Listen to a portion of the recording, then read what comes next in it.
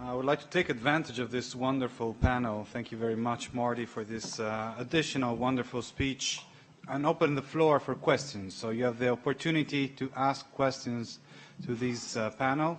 So let's see who dares. Please, Eugene, you can start. Eugene Soboski, just wait for the microphone for a second.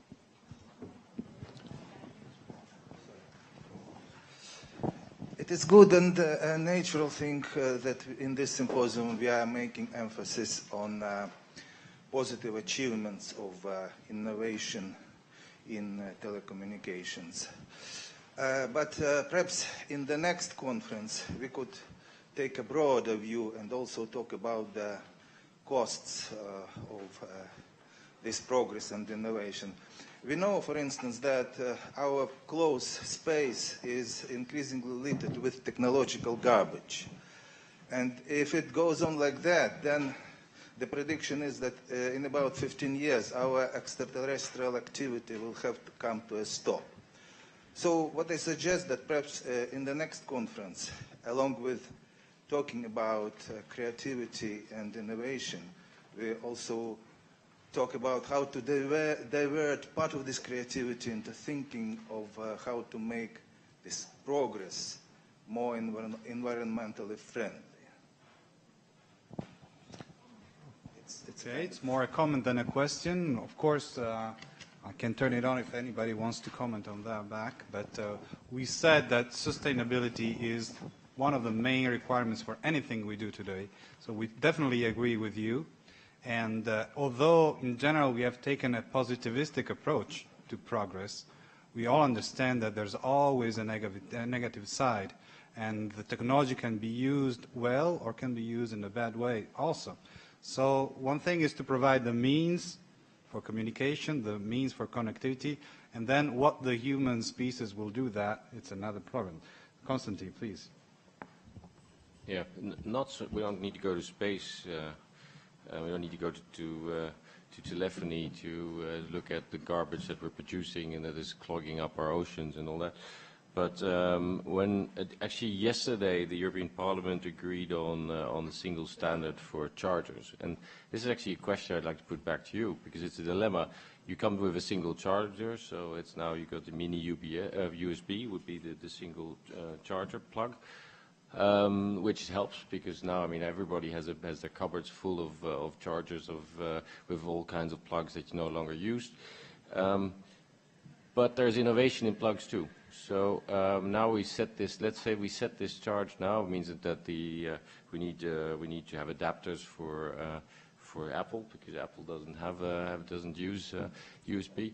And actually they are maybe right so because they are innovating in these plugs. So where do we need to support innovation, and where do we block it by setting a standard, and where does this maybe the environmental or sustainability argument trump that? Because we know once we got the standard, it's going to be very hard to get rid of it. Actually, the problem with standards is that there's too many of them. So I know that I carry 45 pounds worth of stuff in my briefcase to cope with all the various alternative electrical power sockets. One obvious thing is to go to wireless. That's why wireless recharging is a very attractive possibility. Right now, you can't do it over a very large distance. You certainly don't want to walk in between the inductor coil and the device that you're recharging if it's of any significant power. But the other thing that occurs to me that would save cost would be changing the way in which we allocate spectrum. Right now we do really stupid things by allocating spectrum in narrow slices, and we assume that we have really stupid receivers. Although I'm not capable of regenerating some of the remarks that I've heard in the FCC, the Technology Advisory Committee points out that for many years the spectrum allocation was based on the assumption that you had a very poor quality receiver, and that meant you had to have an extremely smart transmitter that narrowed the use of the spectrum to only the band that it was supposed to be used in. What would happen if we opened up much broader chunks of spectrum and used really smart receivers to distinguish one signal from another? There must be a dozen or more people sitting in this room that are capable of designing systems that would allow much more broadband sharing. If you put a radiometer out and listen for a while in the normally used radio spectrum, you only see about 2% of it used at any moment, which is a terrible waste. So there surely is a better way to do that. Well, I wonder if I could expand on what Vint just said, because I talked about the fact that we are going to have a trillion times more spectral efficiency, more information going through the spectrum over the next 50 years or so. How is that going to happen? Well, Vint just pointed out, if we are very, very inefficient on how we do almost everything today, and especially how we use the radio waves. So, and it's very easy to project how we should be doing it.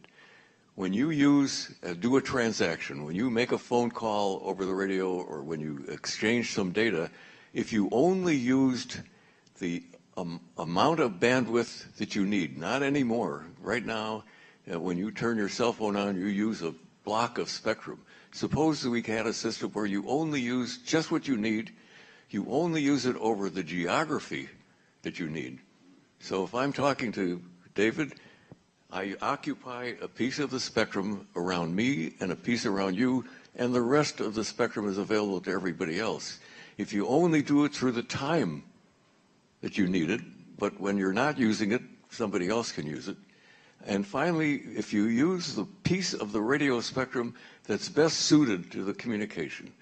So if I'm literally talking to you, David, I could be talking at a 1,000 gigahertz, and we have very good communication because it's line of sight. If I'm talking to somebody on the other side of Bologna, maybe I have to be talking at 450 megahertz.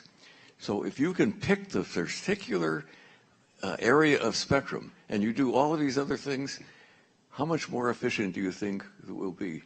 Well, remarkably, it comes out to about 1 trillion times more effective. And we are learning how to do every single thing that I talked about. So these are not pipe dreams. These are things that are really going to happen.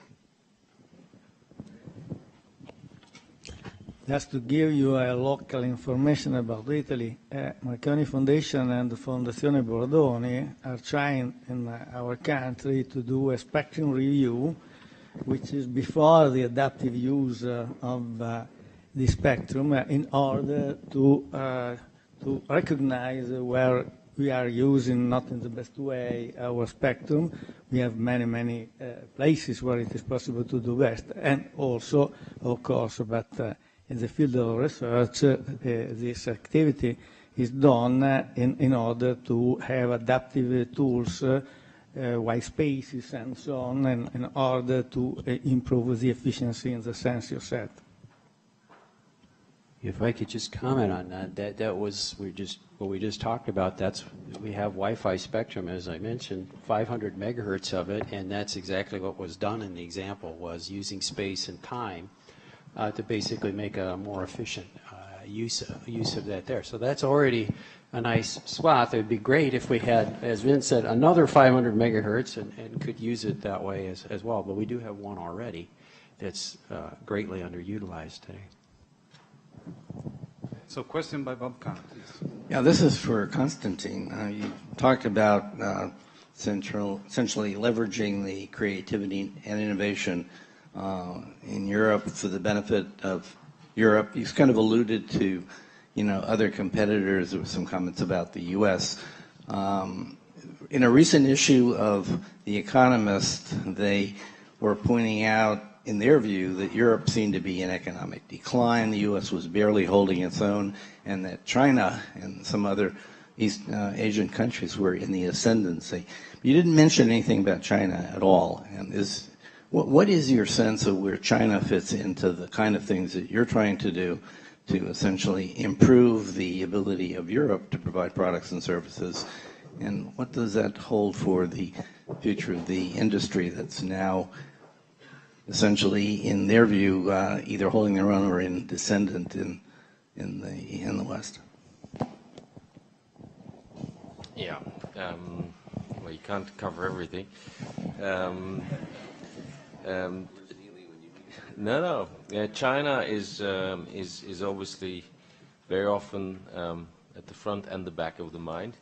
Well, we look at our equipment makers. They're competing obviously with Chinese, and we have actually now doing an investigation into anti-dumping practices by certain competitors in China.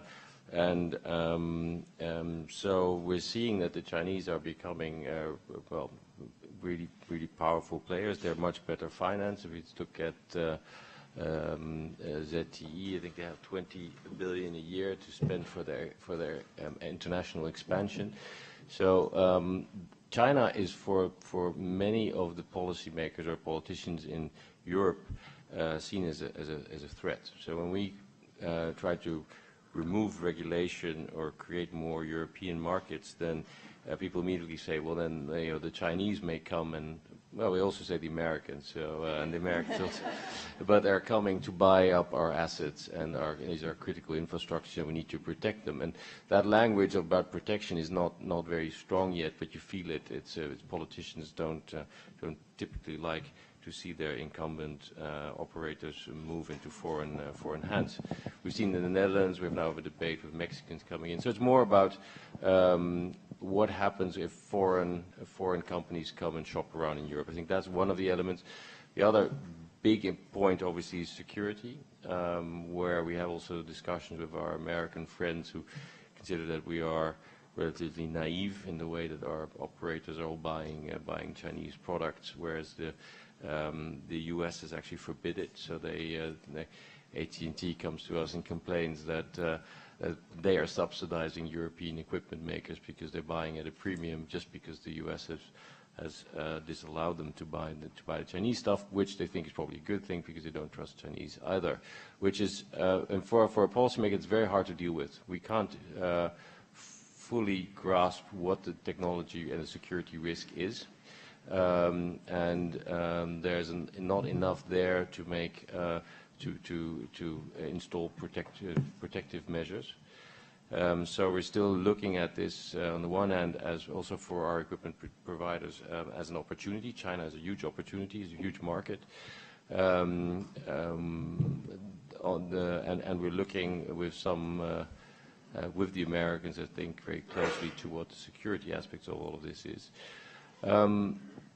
China further, I mean, and this is, and actually with we can mention a company with Huawei, we talk as well, and they come to us because they consider that Europe has a kind of a common interest because they consider that America has all the platforms, and then they are concerned that the Chinese government might want to go on its own, create its own standards, and they sometimes lobby us to say we have to join forces to make sure that we all embrace global standards, and so the game is a very odd one, and I wouldn't say that we have a completely defined strategy how to deal with this, how to deal with these companies as commercial operators that work in a free market, in a free global market, and on the other hand, how we relate to the more geostrategic issues around that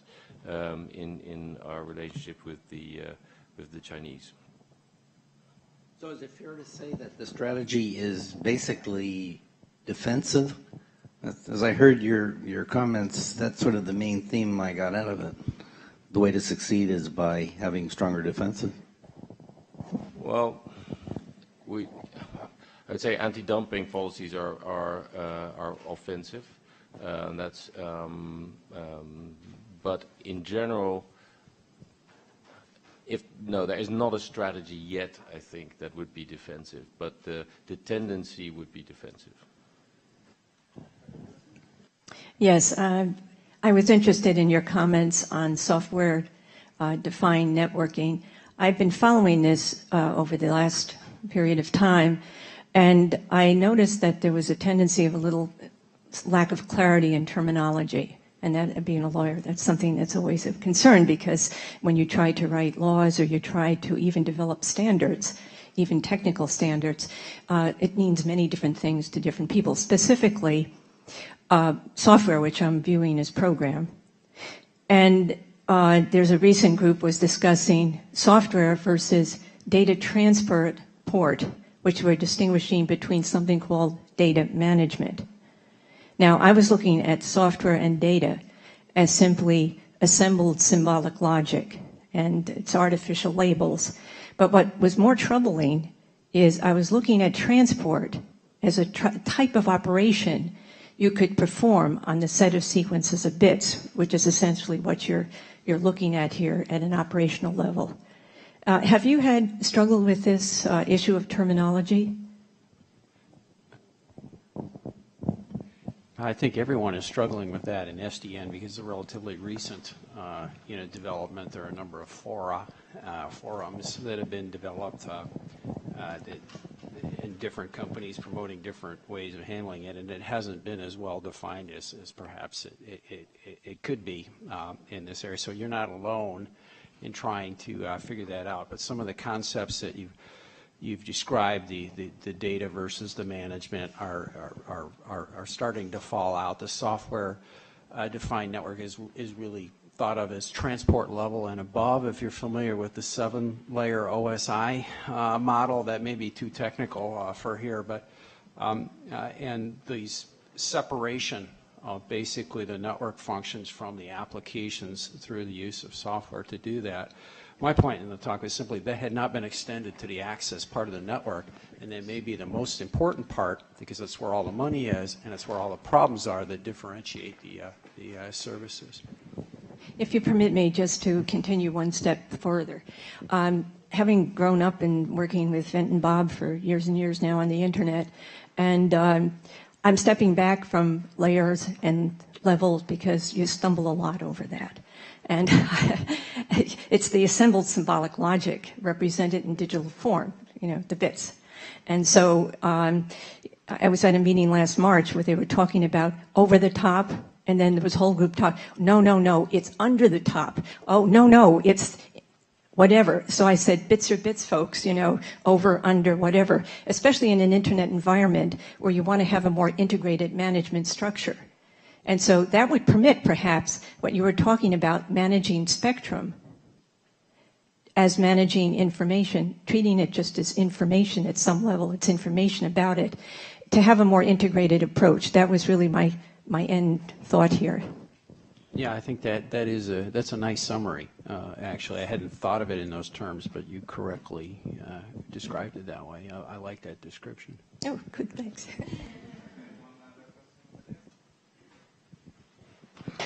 I actually wanted to ask a question for young scholars here. We mentioned earlier that all inventors and creators have to face resistance and irony. So I wanted to ask if you could share personal experiences of what helped you live through those and keep working on what you were passionate about. Who takes on this wonderful question?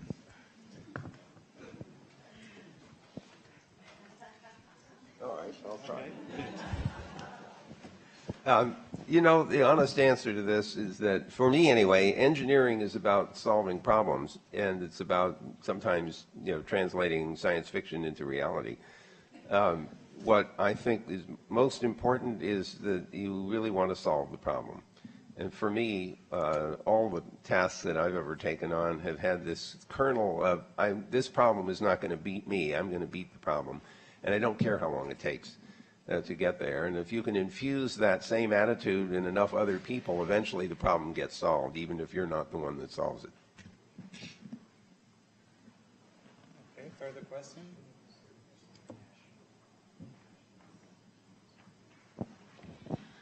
I'd like to ask a question, actually, to everybody, but maybe the EU view too. We've all heard about the growth of traffic demand and the need for growth in capacity, which is lagging, and how much it's all going to cost. The question is, who is going to pay for it, both in the growth of the wireless capacity, but even more so in the subject that's dear to my heart, the optical fiber capacity, which is carrying more than 90% of all data. Where the advances have been made, they've in the Far East, in China, where subscribers are getting far greater capacities. That's been achieved with greater government subsidy in Japan as well. Perversely, where there's been more competition, like in the UK, one of the most freed up markets, the growth has been very slow because no incumbent operator has been willing to make the investment, which is after all very large.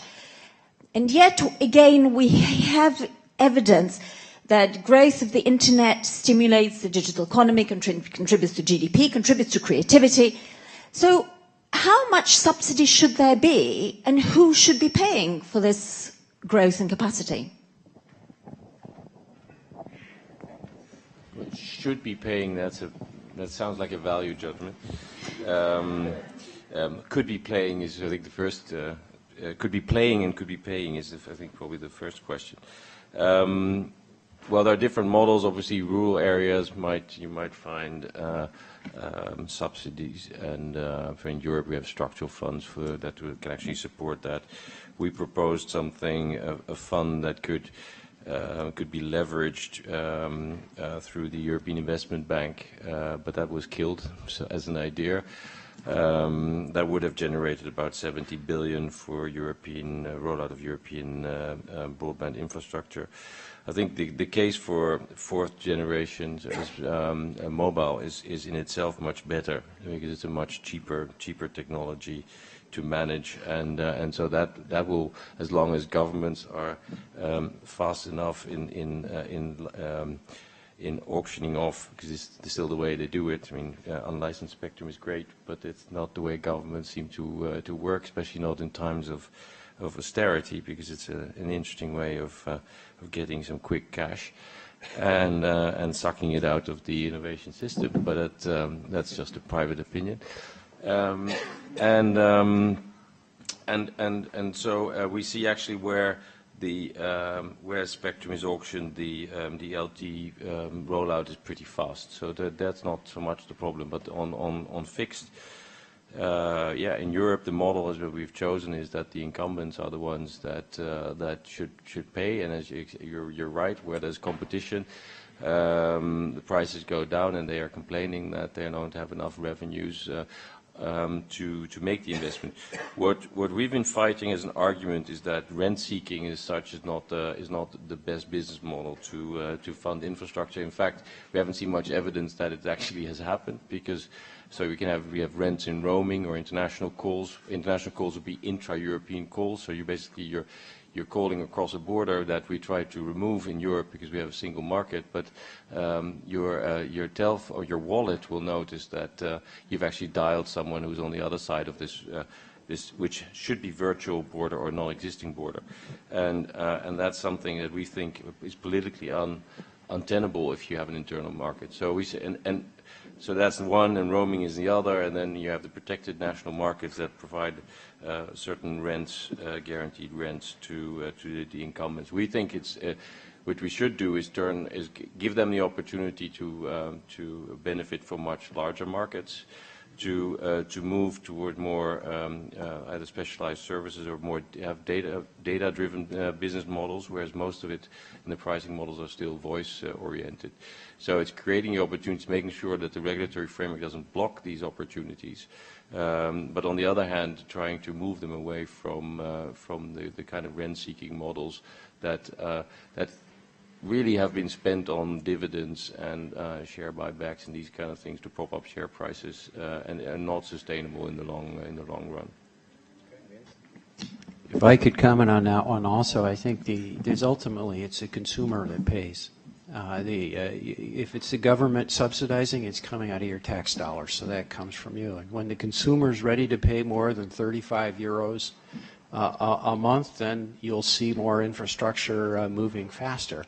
But when the consumer doesn't demand that, it doesn't matter whether they're paying it directly or it's a tax. And for example, I'll give you Australia. They just had an election about 2 weeks ago where the Prime Minister was thrown out of office because he was spending too much on broadband, and the people didn't want to spend that much of their precious tax dollar that direction. So ultimately, it's all of us. When we say we're willing to pay, we'll get more.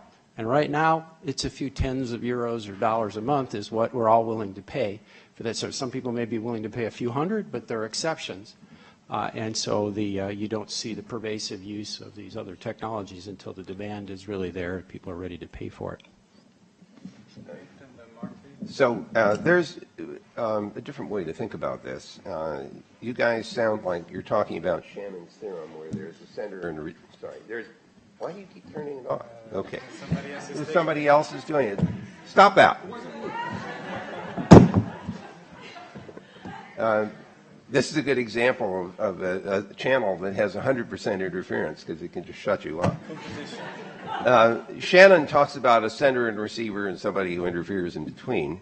The business models you're talking about make me think the same way, a buyer and seller. That's not necessarily the only business model. Google has demonstrated that beautifully because we have users who get free services and we have customers who pay us. And that's the difference, except it's a three-way arrangement. In this case, it's advertising. I'm not arguing that advertising is the solution to everything, but I do think we should not confine ourselves to thinking about the buyer and seller model exclusively. There may be some additional ones.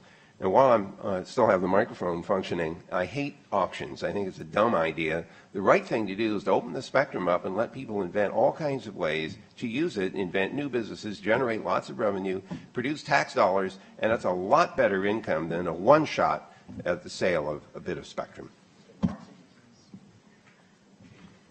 Well, I really would like to stir up some trouble because I want to go back to your question. Should the government subsidize? Absolutely not. What's the role of the government is to make sure that there is a level playing field so that everyone has access to the spectrum. Because what I tried to express before, and obviously didn't do a very good job, was we are so inefficient at how we do everything now that if we create a competitive environment and have a level playing field, the costs are going to go down. We should not require people to pay more than 35 euros for whatever the service is, and the service is going to keep increasing and increasing, and it ought to stay at 35 because that's what they can afford. But we are so inefficient now that there's no reason why in a competitive environment we're not going to learn how to do all of these new services at the same price. Excuse me.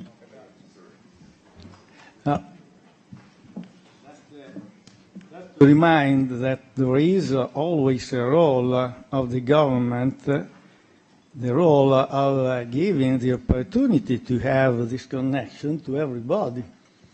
So now we are confronted with the digital divide, and this will be always present in the progress of the communication. So this is a role, and we know that in this particular role, the government must do something, since we have experienced that the market cannot arrive everywhere. This is already established. Okay, Andre. I'm always interested to know what drives creativity and innovation. It strikes me that all too regularly, perhaps rather sadly, military issues tend to drive it. Back 35, 40 years ago, when I was still an engineer, I recall the invention of frequency hopping radio, which was a process where the frequency that you transmitted on changed on an unpredictable and irregular basis. And it was actually generated so that for military use, you couldn't easily track it if you were trying to hear what was going on over those passages. It strikes me that that kind of invention might be appropriate for better use of our bandwidth. In other words, if we were able to use little bits of bandwidth that somebody wasn't using for a few packets of information and then switch to another frequency that was not being used and that kind of thing, we could start to get a better use of our bandwidth. But I wonder what the panel thinks, how if we had some kind of an innovation, whether it's that or something else, how can we be sure in the future that there is open access to that kind of technology, and that those technological inventions that will make a dramatic difference to our use of the availability of the internet in the future, how can we make sure that they're not kind of cornered and that we don't inadvertently manage to destroy the competitive issue that we now enjoy? Can I just observe that a company called Qualcomm makes a telephone system that uses sped spectrum communications. It happens to be code division multiple access, what you described as frequency hopping, which was invented back during World War II. So the fact of the matter is that's accessible and used today. It's just that we don't have enough spectrum allocated to using it that way. And I think, from my point of view, if we just broaden access to the spectrum, we could make exactly that thing work better.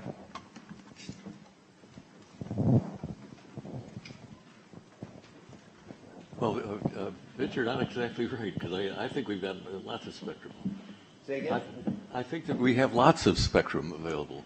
I just don't think we use it very well. Well, and we already are using, as you pointed out, CDMA, and there are, in fact, we're already using. There's a new system called LTE, fourth generation, that's using even more advanced technology than that.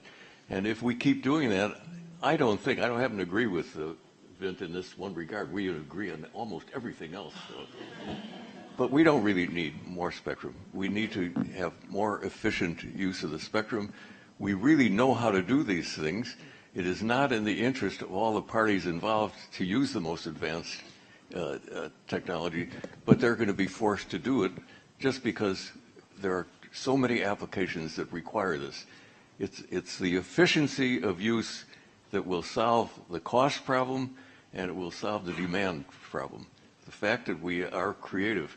I don't know who it is that you think is going to constrain this from happening. Somehow I sense you think that there's a military-industrial complex that gets hold of technology, keeps other people from getting it. I'm naive enough to think that that doesn't exist, that the technology somehow gets out in the world. If we do have a problem, it is our patent problem. We do have people that are using patents in ways that they weren't intended to happen, and that is the problem. It's your invention, getting back to this.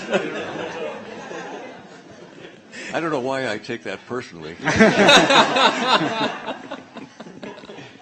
So the patent situation is a problem in the sense of people using patents in ways that they weren't intended to be, but I don't think the military issue is a very important one.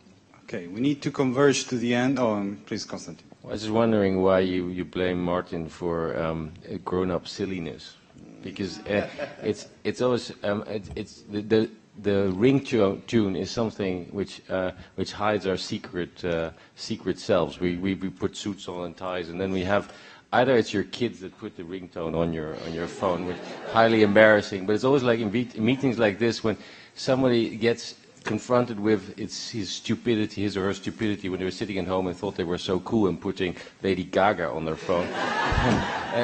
and then actually they get exposed, like putting a spotlight on them. And I'm sorry, but you can't blame Marty for that.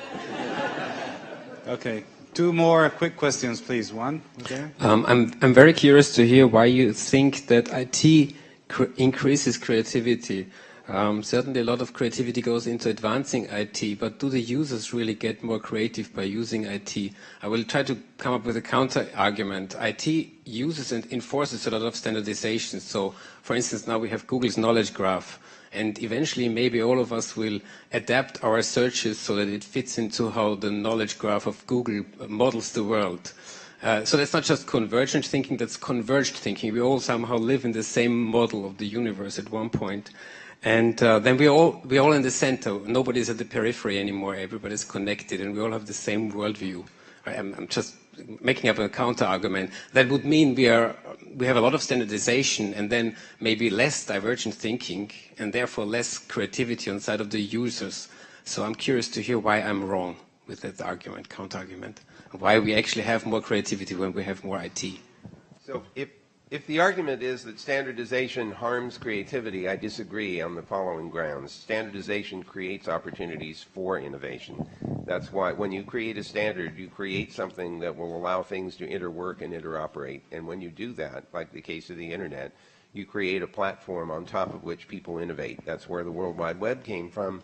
That's where all the applications that sit on top of the World Wide Web come from. There are standard interfaces and standard protocols that guarantee the interoperability and therefore lead to all kinds of competition and innovation above that level. Thank you very much. John, last question. Thank you. There's such a push to improve the bottom line, and I can appreciate and understand that. I think there's opportunities for companies to make money by creating or manufacturing or designing extremely affordable products to serve the poor. And I'm struggling sometimes to get companies to see that as an opportunity for people to make money. So I'm wondering, are there some discussions with regard to national policy to encourage organizations to complement their business models with other business models so that they can also create products that are extremely affordable for this population? Well, governments that start interfering with business models is it's also a bit tricky. I don't think the business model of government is a very efficient one. We just heard that we're only using 1% of the spectrum because of inefficient government intervention. So, but having said that, I think the notion of frugal innovation and those kind of things are really powerful, and it's something that in our development programs we would have to use much more.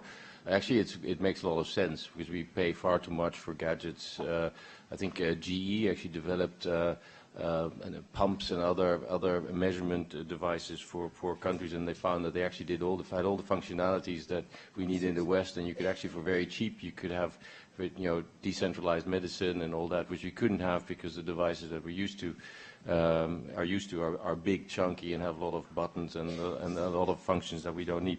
So I think in our research programs we might be I think we should focus more on developing those functionalities that make sense and are affordable, and maybe pushing because I think right at the beginning you said something about barriers creating innovation or blocking innovation. I think if you have I think barriers are really good for innovation, because if you push people to the barriers, then they'll start getting creative to work around it. And I think if you, in our research programs, instead of always trying to develop the pie in the sky, it might be good to develop something that is really, really cheap but good. So Necropontus, for instance, initiative, I think was a really good one, because it is just as big a challenge to make a computer that is very cheap and still can do a lot than to make a very, very expensive device that can do more. Okay, thank you very much, and please join me in giving a big hand for the panel.